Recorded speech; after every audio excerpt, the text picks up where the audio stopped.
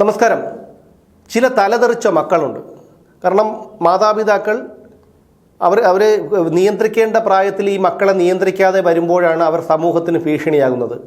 ഒരുപക്ഷെ ഈ മാതാപിതാക്കളെ തന്നെ കയ്യേറ്റം ചെയ്യുന്ന അവസ്ഥയിലേക്ക് ഈ മക്കൾ എത്തിയ സാഹചര്യങ്ങൾ നമ്മൾ പലപ്പോഴും കണ്ടിട്ടുണ്ട്. മാതാപിതാക്കൾക്ക് മക്കളെ നിയന്ത്രിക്കാതിരിക്കാൻ കഴിയാതിരിക്കുന്ന ഒരു അവസ്ഥയുണ്ടാകുക. അതൊരു വളരെ ഭീകരമായിട്ടുള്ളൊരവസ്ഥയാണ്. ആ അവസ്ഥയാണ് ഇപ്പോൾ CPM വന്നു ചേർന്നിരിക്കുന്നത്. നമുക്കറിയാം, SFI കേരളത്തിലൊരു കാട്ട് നീതി നടപ്പിലാക്കുന്ന, മനുഷ്യത്വം വറ്റിപ്പോയ ഒരു കൂട്ടം വിദ്യാർത്ഥികൾ എന്ന് പറയപ്പെടുന്നവരുടെ ഒരു കൂട്ടമാണ് SFI എന്ന വിദ്യാർത്ഥി സംഘടന. ഇത്രയും രൂക്ഷമായി പറയാൻ ഒരു കാരണമുണ്ട്. ഒരൊറ്റ കാരണം മതി. പല കാരണങ്ങളിൽ ഒരൊറ്റ കാരണം, വയനാട് പൂക്കോട് വെറ്ററിനറി കോളേജിലെ വിദ്യാർത്ഥിയായ JS സിദ്ധാർത്ഥനെ 3 ദിവസം കുടിവെള്ളം പോലും കൊടുക്കാതെ ക്രൂരമായി കൊലപ്പെടുത്തിയവന്മാരെ SFIക്കാരായിരുന്നു. അവരെ സംരക്ഷിക്കാനൊക്കെ സർക്കാർ എടുത്ത നടപടികളൊക്കെ നമുക്കറിയാം. അതിനുശേഷം എത്രയോ സ്ഥലങ്ങളിൽ, കടമനിട്ട ലോ കോളേജിൽ ഒരു ദളിത് വിദ്യാർത്ഥിനിയെ SFI നേതാവ് മർദ്ദിച്ച ഒരു സംഭവം ഉണ്ടായിട്ടുണ്ട്. ആ ദൃശ്യങ്ങളടക്കം പുറത്തു വന്നിട്ട് പോലീസിന് ആ പ്രതിയെ പിടികിട്ടിയിട്ടില്ല. പിന്നെ അതുപോലെ തന്നെയാണ് SFIയുടെ നേതാക്കന്മാരായ ഹസൻ മുബാറക്ക്, നിതിൻ പുല്ലൻ എന്ന് പറയുന്ന ഒരുത്തൻ, അവൻ ചാലക്കുടിയിൽ പൊതുനിരത്തിലിട്ട് പോലീസ് വാഹനം തല്ലി തകർത്ത കേസിലെ പ്രതിയാണ്.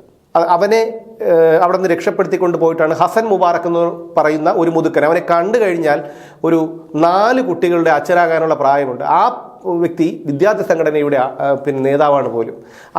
അയാളാണ് ഈ SIയുടെ നേർക്ക് പൊതുനിരത്തിൽ മൈക്ക് കെട്ടിവെച്ച് കൊലവിളി പ്രസംഗം നടത്തിയത്. അതുപോലെയാണ് SFIയുടെ സംസ്ഥാന സെക്രട്ടറി PM ആഷോ. അദ്ദേഹത്തെക്കുറിച്ച്, ആ മഹത് വ്യക്തിയെക്കുറിച്ച് നമ്മൾ പ്രത്യേകിച്ച് പറയേണ്ട കാര്യമൊന്നുമില്ല, കേരളത്തിലെ ജനങ്ങൾക്ക് എല്ലാവർക്കും അറിയാം.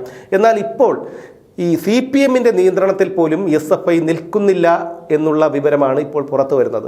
ഇക്കഴിഞ്ഞ മാസം തിരുവനന്തപുരം യൂണിവേഴ്സിറ്റി കോളേജിൽ SFIക്കാരൻ തന്നെയായ ഭിന്നശേഷിക്കാരനായ വിദ്യാർത്ഥിയെ SFI വിദ്യാർത്ഥികൾ മർദ്ദിച്ച ഒരു വാർത്ത പുറത്തു വന്നിരുന്നു. അതിനുശേഷം ഈ പാർട്ടി നേതാക്കൾക്ക് ഇവരെ നിയന്ത്രിക്കാൻ കഴിയുന്നില്ല എന്നൊരു തോന്നലുണ്ടായപ്പോഴാണ് ഈ യൂണിവേഴ്സിറ്റി കോളേജിലെ SFI യൂണിറ്റ് പിരിച്ചുവിടാനായി CPM തീരുമാനിച്ചത്. എന്നാൽ ആ പാർട്ടിയെയും പാർട്ടി നേതാക്കളെയും മാതൃസംഘടനയെയും ഒക്കെ വെല്ലുവിളിച്ചുകൊണ്ട് ഇപ്പോൾ രംഗത്തെത്തിയിരിക്കുകയാണ് SFI എന്നുള്ള വാർത്തയാണ്. ഇനിയിപ്പോൾ നാട്ടുകാർ മാത്രമേ ഇവരെ കൈവയ്ക്കാനുള്ളൂ. കാരണം എന്താണ്, ഈ മാതാപിതാക്കൾക്ക് നിയന്ത്രിക്കാൻ കഴിയാത്ത കുട്ടികളെ പിന്നീട് അവർക്ക് എന്താണ് സംഭവിച്ചത് എന്ന്, അവരുടെ അവസാന ഒടുവിൽ അവരെത്തിപ്പെടുന്നത് ജയിലിലേക്കോ അല്ലെങ്കിൽ കൊലക്കയറിലേക്കോ അല്ലെങ്കിൽ നാട്ടുകാർ കൈവയ്ക്കുന്ന ഒരു സാഹചര്യത്തിലേക്കോ ഒക്കെ ആയിരിക്കും. ആ സാഹചര്യത്തിലേക്ക് SFIയുടെ ചുണക്കുട്ടികൾ പോകുന്നു എന്നുള്ള ഒരു വാർത്തയാണ് ഇപ്പോൾ പുറത്തു വരുന്നത്. സർക്കാരിനെയും CPMനെയും പ്രതിരോധത്തിലാക്കിയ ആക്രമണ കേസുകളുടെ പേരിൽ യൂണിവേഴ്സിറ്റി കോളേജിലെ SFI യൂണിറ്റ് കമ്മിറ്റിയെ പിരിച്ചുവിടാനുള്ള CPM ജില്ലാ കമ്മിറ്റിയുടെ തീരുമാനത്തെ വെല്ലുവിളിച്ചിരിക്കുകയാണ് ഇപ്പോൾ SFI. അതേ യൂണിറ്റ് കമ്മിറ്റിയെ സജീവമാക്കിയ നടപടിയാണ് പാർട്ടി നേതൃത്വത്തെ പ്രതിരോധത്തിലാക്കിയിരിക്കുന്നത്. പിന്നെ ഭിന്നശേഷിക്കാരനായ വിദ്യാർത്ഥിയെ SFI യൂണിറ്റ് കമ്മിറ്റി ഓഫീസിൽ എത്തിച്ച് സംഘം ചേർന്ന് ആക്രമിച്ച കേസിലെ പ്രതിയാണ് ഈ SFI യൂണിറ്റ് സെക്രട്ടറിയായ വിധു S ഉദയ എന്ന് പറയുന്ന ഒരുത്തൻ. അവൻ്റെ നേതൃത്വത്തിൽ വെള്ളിയാഴ്ച കോളേജിൽ ഒരു പരിപാടി സംഘടിപ്പിച്ചിരുന്നു. യൂണിറ്റ് കമ്മിറ്റി സംഘടിപ്പിച്ച ധീരജ് അനുസ്മരണം ഈ സെക്രട്ടറി ഈ വിധു ഉദയാണ് ഉദ്ഘാടനം ചെയ്തത്. ഈ ചിത്രം യൂണിയൻ ഭാരവാഹികൾ തന്നെയാണ് സമൂഹ മാധ്യമങ്ങളിലൂടെ പങ്കുവച്ചത്. ഭിന്നശേഷിക്കാരനെ ആക്രമിച്ച കേസിൽ വിധു അടക്കം 4 SFI നേതാക്കളെ കോളേജിൽ നിന്ന് സസ്പെൻഡ് ചെയ്തിരുന്നു. എന്നാൽ കേസിൽ മുൻകൂർ ജാമ്യം നേടി എത്തിയ പ്രതികൾക്ക് വൻ വരവേൽപ്പാണ് കോളേജിലെ SFI പ്രവർത്തകർ നൽകിയത്. ഭിന്നശേഷിക്കാരനായ മുഹമ്മദ് അനസിനെ SFI യൂണിറ്റ് സെക്രട്ടറിയും പ്രസിഡന്റും അടങ്ങുന്ന 4 അംഗ സംഘം 1 മണിക്കൂർ ബന്ദിയാക്കി വെച്ച് മർദ്ദിച്ച കേസിലാണ് SFI നേതൃത്വം ആദ്യം പ്രതികൂട്ടിലായത്.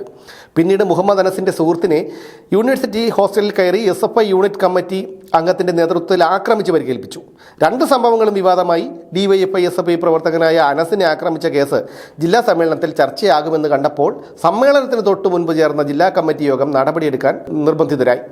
യൂണിറ്റ് കമ്മിറ്റിയെ പിരിച്ചുവിടാൻ നിർദ്ദേശം നൽകിയതായി ജില്ലാ നേതൃത്വം മാധ്യമങ്ങളെ അറിയിക്കുകയും ചെയ്തു.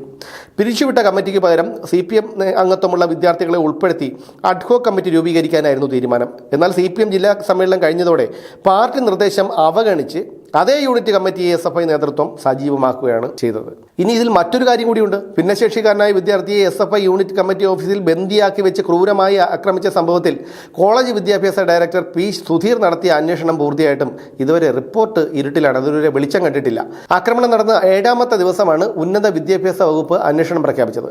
മനുഷ്യാവകാശ കമ്മീഷൻ റിപ്പോർട്ട് ആവശ്യപ്പെടുകയും പ്രതിപക്ഷ വിദ്യാർത്ഥി സംഘടനകൾ പ്രതിഷേധം ശക്തമാക്കുകയും ചെയ്തതിൻ്റെ ഒടുവിലായിരുന്നു ഈ തീരുമാനം. ഇവിടെ നമ്മൾ പലപ്പോഴും പറയാറുള്ളത് പോലെ ഈ നേതാക്കളെ കണ്ടാണ് SFIക്കാർ പഠിക്കുന്നത്. വിദ്യാർത്ഥികൾ അവരുടെ മാതൃസംഘടനയാണ് CPM, DYFIയും ഒക്കെ അവരുടെ മുകളിലേക്കുള്ള സംഘടനകളാണ്. അവരുടെയൊക്കെ ആ നേതാക്കളുടെയൊക്കെ ഒരു ധാർഷ്ട്യം പ്രത്യേകിച്ച് മുഖ്യമന്ത്രി പിണറായി വിജയൻ്റെയും ഈ വി ശിവൻകുട്ടിയൊക്കെ ഇപ്പോഴാണ് ഒന്ന് ഒതുങ്ങിയത്. അദ്ദേഹത്തിൻ്റെ ആരോഗ്യസ്ഥിതിയൊക്കെ മോശമായതിനു ശേഷമാണ് അദ്ദേഹം ഈ തരത്തിലേക്ക് ഒതുങ്ങിയത്. അതിന് മുമ്പ് വി ശിവൻകുട്ടി എന്തായിരുന്നു എന്നുള്ളതിൻ്റെ തെളിവുകളൊക്കെ നിയമസഭാ ആക്രമണ കേസിലും അതുപോലെ യൂട്യൂബിലൊക്കെ ഇപ്പോഴും സജീവമായി തന്നെ കിടപ്പുണ്ട്. അതുപോലെ തന്നെയാണ് ഈ CPM നേതാക്കളുടെ ഒരു പ്രത്യേക ഈ AR റഹീം, അതുപോലെ അങ്ങനെ നിരവധി നേതാക്കൾ, എടുത്തു പറയേണ്ട സൗമ്യമുഖമുള്ള ഒന്നോ രണ്ടോ നേതാക്കൾ, കടകംപള്ളി സുരേന്ദ്രൻ ഉൾപ്പെടെയുള്ള VK പ്രശാന്ത് ചിരിക്കും എന്നേ ഉള്ളൂ. അദ്ദേഹത്തെ പോലെയുള്ള ചില നേതാക്കളാണ് സൗമ്യമുഖങ്ങളുള്ള നേതാക്കന്മാർ. അപ്പോൾ ബാക്കിയുള്ളവരെല്ലാം ഏത് തരക്കാരാണെന്ന് നമുക്കറിയാം. അവർക്കൊക്കെ ഒരു മനുഷ്യനോട് മര്യാദയോടുകൂടിയോ അല്ലെങ്കിൽ വിനയത്തോടു കൂടിയോ ഒന്നും പെരുമാറാൻ അവർക്കറിയില്ല എന്നുള്ളതാണ്.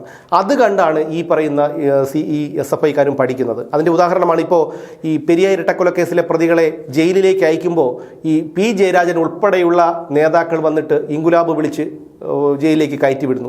തിരിച്ചിറങ്ങുമ്പോഴും അതുതന്നെയാണ് സ്വീകരിച്ചു കൊണ്ടുപോകാൻ. അതിനു മുമ്പ് PK ശ്രീമതിയും PP ദിവ്യയും അടക്കമുള്ള നേതാക്കളൊക്കെ ജയിലിലെത്തി അവരെ കണ്ടിരുന്നു. PM ആർഷോ 2 വധശ്രമം ഉൾപ്പെടെ 42ഓളം ക്രിമിനൽ കേസുകളിൽ പ്രതിയായ SFIയുടെ സംസ്ഥാന സെക്രട്ടറിയായ PM ആർഷോയെ പിടികൂടാൻ കേരള പോലീസിന് ധൈര്യമുണ്ടായില്ല. ഒടുവിൽ കോടതിയുടെ നിർദ്ദേശമനുസരിച്ച് അയാൾ കീഴടങ്ങി.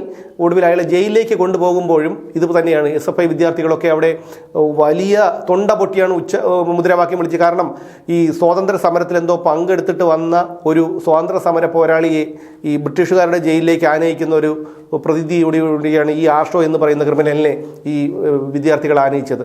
ഇതൊക്കെ കണ്ടാണ് ഈ പറയുന്ന വിദ്യാർത്ഥികൾ വളരുന്നതും പഠിക്കുന്നതും. അവരുടെ കൺമുന്നിലുള്ളത് ഇതാണ്. മറ്റ് വിനയം അല്ലെങ്കിൽ നല്ലൊരു പെരുമാറ്റം അല്ലെങ്കിൽ സ്നേഹത്തോടെയുള്ള സംസാരം, നീതിബോധം, ഇതൊന്നും അവർക്കറിയില്ല. അവർക്കതറിയേണ്ട ആവശ്യവുമില്ല. കാരണം അവർ പഠിക്കുന്നത് അവരുടെ നേതാക്കന്മാരെ കണ്ടാണ് എന്നുള്ളതാണ്. ഇപ്പോൾ ഈ ഒരു അവസ്ഥ, അതായത് ഇപ്പോൾ CPMന് പോലും SFIയെ നിയന്ത്രിക്കാൻ കഴിയാത്ത ഒരവസ്ഥയിലേക്ക് കാര്യങ്ങൾ എത്തിയിരിക്കുന്നു എന്നുള്ളതാണ്. ഇവിടെ മറ്റൊരു വിദ്യാർത്ഥി സംഘടനയിലുള്ള കുട്ടികളും ഇത്തരത്തിൽ അധ്യാപകരെ അടക്കം ഉപദ്രവിച്ചിട്ടില്ല. നമുക്കറിയാം, ഇവിടെ മറ്റൊരു വിദ്യാർത്ഥി സംഘടനയിലുള്ള വിദ്യാർത്ഥികളും അധ്യാപകരെ ഉപദ്രവിച്ചിട്ടില്ല. അവരാരും ഇത്രയധികം പൊതുമുതൽ നശിപ്പിച്ചിട്ടില്ല. അവരാരും സഹപാഠികളെ ദാഹജലം പോലും കൊടുക്കാതെ ഉടുവസ്ത്രമില്ലാതെ തല്ലിക്കൊന്നിട്ടില്ല. അങ്ങനെ അവരാരും ചോദ്യപേപ്പർ ചോർത്തിയിട്ടില്ല. അവരാരും വ്യാജരേഖ ചമച്ച് ഉന്നത വിദ്യാഭ്യാസത്തിനായി ചേർന്നിട്ടില്ല. അവരാരും വ്യാജരേഖ ചമച്ച് കോളേജിൽ അധ്യാപക നിയമനത്തിനായി പോയിട്ടില്ല. ഇതൊക്കെ ചെയ്തത് SFIക്കാരാണ് എന്നുള്ളതാണ്. ഈ SFIക്കാരെ നിയന്ത്രിക്കാൻ CPMന് പോലും കഴിയാത്ത ഒരു സാഹചര്യത്തിൽ എത്തി നിൽക്കുമ്പോൾ ഇനി എന്താകും എന്നുള്ള കാര്യമാണ് കണ്ടറിയേണ്ടത്. ഓരോ ജീവിതവും ഓരോ കഥകളാണ്, വേറിട്ട കഥകളുടെ ഒരു കൂട്ടായ്മ. വേണമെങ്കിൽ നമുക്കതിനെ ഒരു നോവലെന്ന് പേരിടാം. അതുപോലൊരു നോവലല്ലേ നിങ്ങളുടെ ജീവിതവും? എന്താ, ശരിയല്ലേ? നിങ്ങളുടെ അനുഭവങ്ങൾ, കഥകൾ എന്തുമായിക്കൊള്ളട്ടെ, അത് കേൾക്കാൻ DNA ന്യൂസിലൂടെ ഞാൻ എത്തുന്നു. കഥ പോലൊരു ജീവിതം, അതിനായി ഞാൻ നിങ്ങൾക്ക് വേണ്ടി കാത്തിരിക്കുന്നു. നമുക്ക് ഒന്നിച്ച് കാണാം, കുറേ കാര്യങ്ങൾ സംസാരിക്കാം, വേദനകൾ പങ്കിടാം. നിങ്ങളുടെ വിഷയങ്ങൾ, അനുഭവങ്ങൾ അത് ഞങ്ങളെ അറിയിക്കേണ്ട വിലാസം താഴെ കൊടുക്കുന്നു.